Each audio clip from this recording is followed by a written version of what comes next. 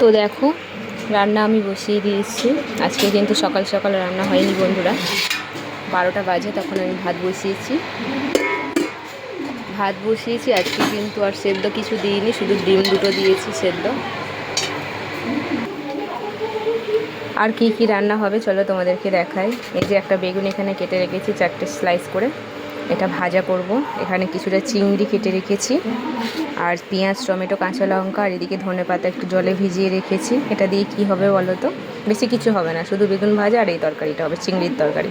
চিংড়িটা আজকে কী দিয়ে করবো জানো? নতুন একটা সবজি দিয়ে। দেখবে? দাঁড়াও দেখাচ্ছি।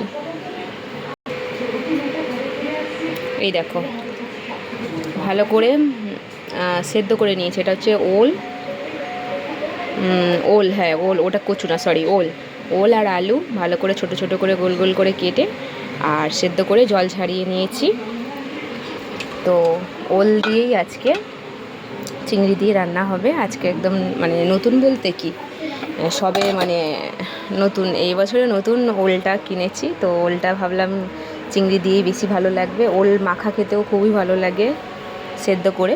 তো আজকে চিংড়ি দিয়ে করছি, অন্য কোনো দিন নিশ্চয়ই মেখে খাবো। তো তোমাদের কার কি বাড়িতে কী রান্না হচ্ছে অবশ্যই জানিও। ততক্ষণ আমি রান্নাগুলো করে নিই, ঠিক আছে?